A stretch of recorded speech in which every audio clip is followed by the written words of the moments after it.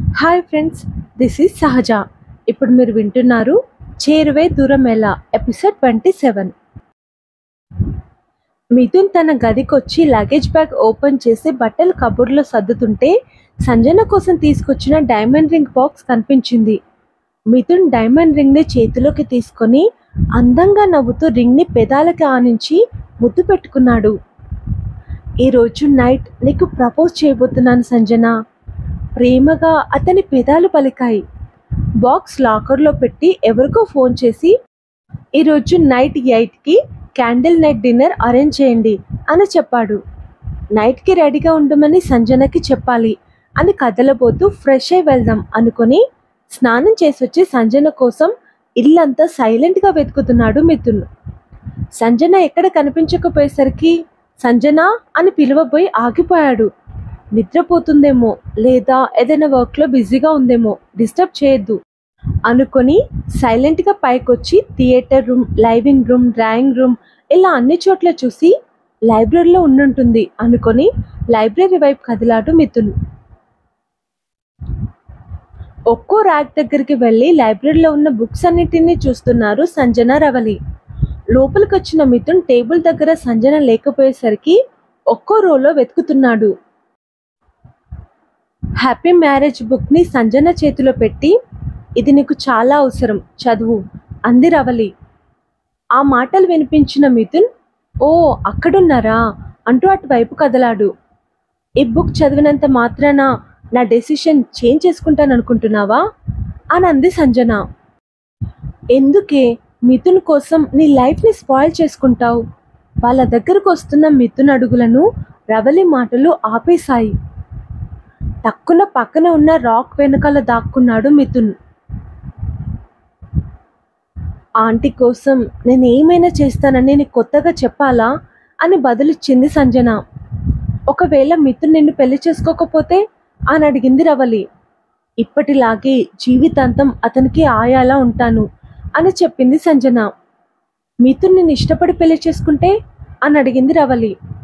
అతను ఇష్టపడినా నేను ఎప్పటికీ అతనిని ఇష్టపడను అని అంది సంజన. పెద్ద ఉప్పెన భయంకరమైన హోరుతో మిథున్ గుండెల్లో ఎగసిపడింది. అతని నవనాడులు కంపించిపోయాయి. మిథున్ ఇప్పుడు చాలా మారిపోయాడు, నేను బాగా చూసుకుంటున్నాడు అని అంది రవలి. అయితే జరిగింది మర్చిపోమంటావా? అతని అత్తలా నా చేయికి కాదు, నా ఒళ్ళంతా వాతలు పెట్టినా నేను అతనిని క్షమించేదానిని. మిథున్ నా శరీరానికి కాదు, నా మనసుకి గాయం చేశాడు. నన్ను కొండ మీద నుండి తోసి నా హృదయాన్ని ముక్కలు చేశాడు కన్నీళ్లతో అంది సంజన. కాళ్ళ కింద భూమి కదిలినట్లుగా అయి మిథున్ పాదం అదుపు తప్పి కింద కూలబడ్డాడు. నువ్వు మిథున్ని ఎప్పటికీ ఇష్టపడవా అని అడిగింది రవలి. నిన్నొకతను చంపబోయాడు. కొన్నాళ్ళకి తప్పు తెలుసుకొని అతను మారిపోయిన దగ్గరికి వస్తే అతను నేను ఇష్టపడతావా అని అడిగింది సంజన. నెవర్, ఎప్పటికీ క్షమించను, ఇష్టపడను అని బదులిచ్చింది రవలి. That's the answer. మనిషి అన్న వారెవరూ తనను చంపబోయిన మనిషిని ఎప్పటికీ ఇష్టపడరు అని అంది సంజన. కన్నీళ్లు మిథున్ చెంపల మీద జాలువారుతున్నాయి. నాకు మిథున్ అంటే మొదటి నుండి ఇష్టం లేదు. మిథున్ ఎప్పుడు నన్ను మాటలతో అవమానించి బాధ పెట్టేవాడు. అప్పుడు అతని మీద అయిష్టమే ఉండేది. కానీ ఇప్పుడు అతనంటే నాకు కోపం, ద్వేషం, అసహ్యం. ఐ హేట్ హిమ్ అని గట్టిగా అంది సంజన. సంజన మాటలు మిథున్ గుండెల్లో శూలంలా గుచ్చుకున్నాయి. అతనంటే నీ కోపమని తెలుసు, ద్వేషమని తెలుసు, కానీ అసహ్యం కూడానా? ఆశ్చర్యంగా అడిగింది రవలి. నన్ను చంపాలనుకున్న మనిషి మీద అసహ్యం కాకుండా ఇంకేముంటుంది? మిథున్ అంటే నాకు పరమ అసహ్యం. అతను నన్ను ముట్టుకుంటే ఎంత కంపరంగా ఉంటుందో తెలుసా? మిథున్ ఉద్వేగంలో అమ్మని హక్ చేసుకోవడం, బీచ్లో కిచెన్లో మిథున్ అమ్మని ఎత్తుకోవడం గుర్తు చేసుకొని అంది సంజన. ఆ మాట విన్న మిథున్ గుండె 1000 ముక్కలైంది. అతని స్పర్శలో ఏ తప్పు లేకపోయినా నాకు కంపరంగా ఉందంటే అర్థం చేసుకో, అతనంటే నాకెంత అసహ్యమో అని అంది సంజన. అంత అసహ్యం పెట్టుకొని మిథున్ అమ్మ కోసం అతనిని అమ్మలో చూసుకుంటున్నావా? విస్తుపోత అడిగింది రవలి. మిథున్ కాళ్ళు పోగొట్టుకొని కదలలేని స్థితిలో ఉన్నప్పుడు నేను ఆంటీకి మాట ఇవ్వకపోయినా ఒక మానవత్వం ఉన్న మనిషిగా అతనిని నేను చూసుకునేదాన్ని. కానీ అసహించుకున్న వ్యక్తితో జీవితాంతం కలిసి ఉండాలనుకున్నది ఆంటీకి ఇచ్చిన మాట కోసమే అని చెప్పింది సంజన. మిథున్ ముట్టుకుంటేనే కంపరం అంటున్నావు, అతనిని పెళ్లి చేసుకొని ఎలా కాపురం చేస్తావు సంజన అని అడిగింది రవలి. మనసు చంపుకొని అంది సంజన కన్నీళ్లతో. ఆ మాటతో మిథున్ పూర్తిగా చచ్చిపోయాడు. ఈ విషయం గురించి తర్వాత మాట్లాడుకుందాం, ఆకలిస్తుంది, ఏదైనా చేసుకుని తిందాం పదా అంది సంజన బుక్ రాక్లో పెడుతూ. సరే పదా అంది రవలి. ఇద్దరు అక్కడి నుండి వెళ్ళిపోయారు. మిథున్ చాలాసేపు అక్కడే అచేతన స్థితిలో ఉండిపోయాడు. గాలికేదో తగిలి బుక్స్ కింద పడేసరికి మిథున్ స్పృహలోకి వచ్చాడు. ప్రాణం లేని నడకతో అక్కడి నుండి బయటకొచ్చి కార్ ఎక్కి ఎక్కడికో వెళ్ళిపోయాడు. సంజన రవలి కిచెన్లో ఉండటంతో వాళ్ళు మిథున్ని చూడలేదు. కోయంబత్తూర్కి ఎల్లుండే కదా వెళ్తున్నావు, నేను ఇక్కడికి రప్పించి నీ పనులు డిస్టర్బ్ చేశానా అని అడిగింది సంజన. లగేజ్ ప్యాక్ చేసుకోవడం తప్ప ఇంకేం పనులు లేవు, కానీ నాకు నీ గురించే దిగులుగా ఉంది అంది రవలి. నా గురించి నేనే ఆలోచించట్లేదు, నువ్వెందుకు ఆలోచిస్తున్నావు అని అడిగింది సంజన. నేను నీ బెస్ట్ ఫ్రెండ్నే, నీ గురించి బాధ ఉండదా నాకు? నీ లైఫ్ని నువ్వు వదిలేసుకున్నంత ఈజీగా నేను నీ లైఫ్ని నీ ఇష్టానికి వదిలేయలేకపోతున్నాను. మిథున్ నిన్ను పెళ్లి చేసుకుంటే మనసు చంపుకొని బతుకుతానంటున్నావు, పెళ్లి చేసుకోకపోతే అతనికి ఆయాగా బతుకుతానంటున్నావు. రెండిట్లో ఏది జరిగినా నీ జీవితమే నాశనం అవుతుంది. చిన్నప్పటి నుండి అనాథలా బతికావు, ప్రేమ అంటే ఏంటో తెలియకుండా బతికావు. 4 నెలల్లో నీకు ప్రేమను పంచిందని ఈ లోకంలో లేని ఆవిడ కోసం నీ జీవితాన్ని త్యాగం చేయడం ఎంత అన్యాయమే. సంజన ప్లీజ్ ఈ మాట గీట వదిలేసి నాతో పాటు కోయంబత్తూరుకు వచ్చేయి, హ్యాపీగా నీకు నచ్చినట్లు బతకొచ్చు. ఈ నరకంలో నువ్వు ఉండొద్దు, నా బంగారం కదూ, నాతో పాటు వచ్చేవే రిక్వెస్టింగ్ అడిగింది రవలి. నువ్వెన్నిసార్లు రిక్వెస్ట్ చేసినా నేను ఒప్పుకోనని తెలిసి కూడా పదే పదే అడిగి ఎందుకే నో చెప్పించుకుంటావు అంది సంజన. నేను ఒక ప్రశ్న అడుగుతాను, జవాబు చెప్పు. అడుగు. మిథున్ నేను పెళ్లి చేసుకోకపోతే అతనికి ఆయాగా ఉంటావు సరే, మరి దానికి మిథున్ వైఫ్ ఒప్పుకుంటుందా?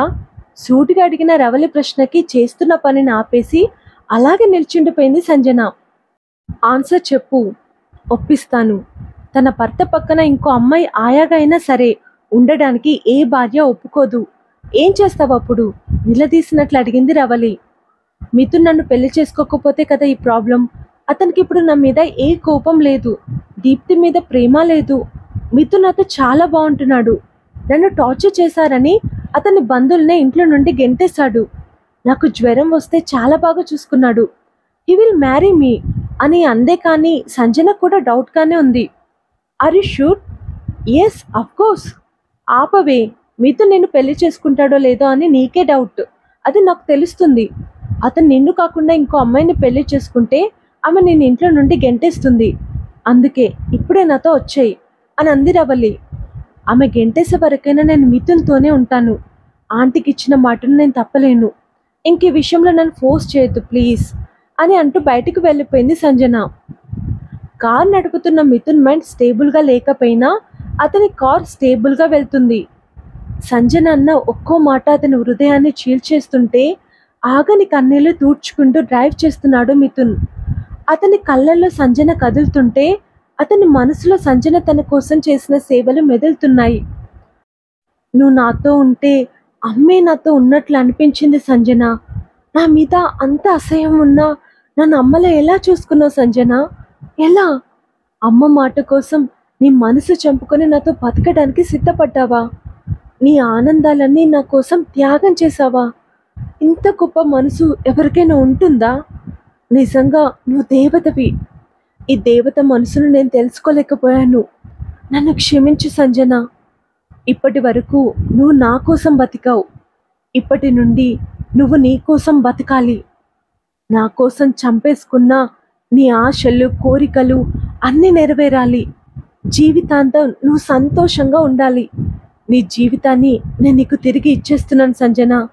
నీ లైఫ్ నుండి నేను శాశ్వతంగా వెళ్ళిపోతున్నాను అంటున్న అతని కార్ పోలీస్ స్టేషన్ ముందు ఆగింది.